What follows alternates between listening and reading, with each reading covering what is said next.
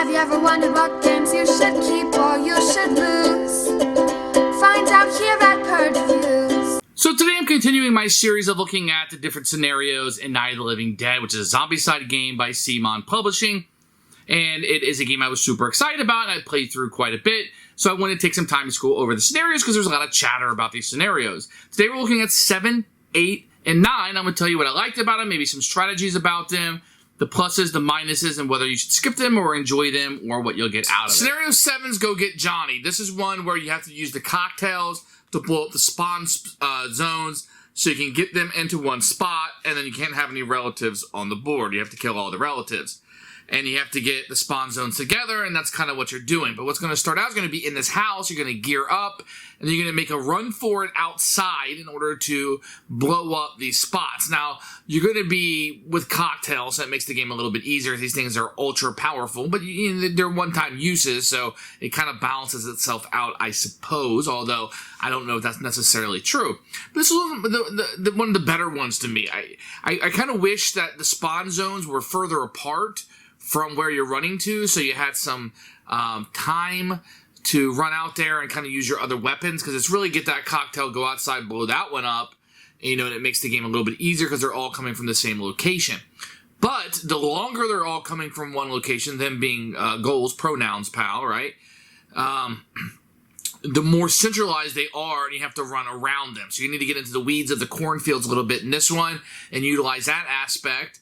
But I don't find this one to be overly hard, although it is ramping up the difficulty a little bit, and I do like this scenario quite a bit. This is one of the better ones. It does require some strategic elements into it, and you might want to split the group up on this one to kind of utilize and control, if you will, where the goals are going, and that's really fun to do. So Scenario 7's a winner for me. I do like it quite a bit, and one I can tell you that you might want to go back to quite a few times. Scenario 8 is Johnny's Car. We're back to another one that sounds amazing. If you're writing these scenarios on a paper, I want one where I just have to run from the ghouls, and that's what I'm trying to do. I don't want to kill them. I don't need to build barricades. I don't need to move the spawn zones. I just need to run from these ghouls, and I'm going to have this overwhelming feeling of being overran at all times.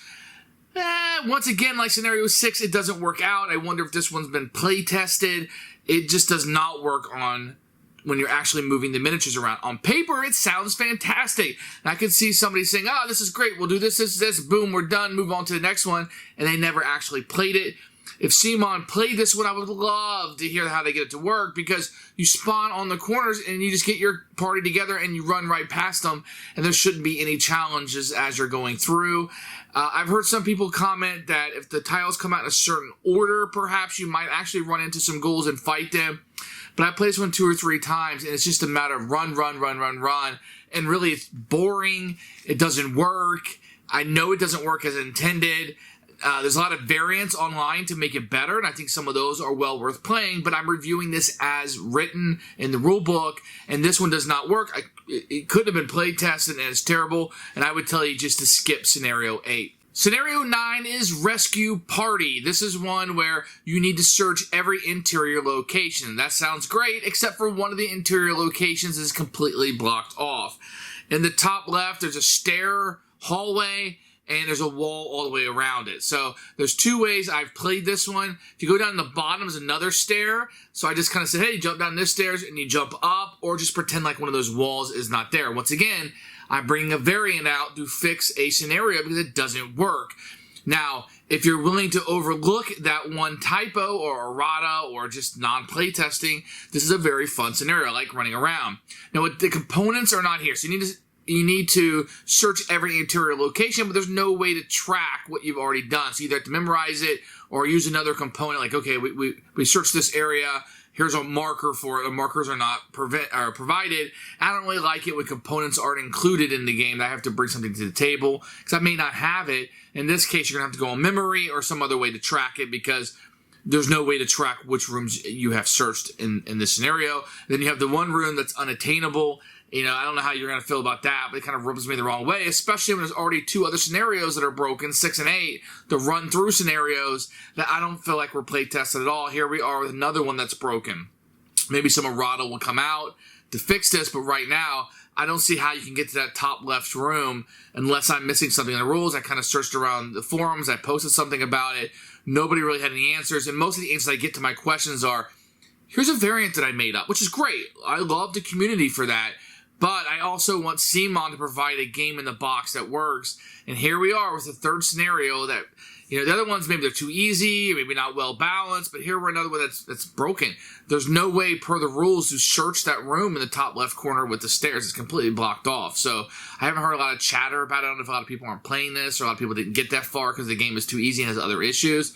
But I didn't see anything for that. So scenario 9, easy fix. Just put a wall or a door there, or those stairs at the bottom connect to the top. I think it's an easy fix. I don't want to nitpick too much on this one, especially when you have ones like 6 and 8 that just do not work.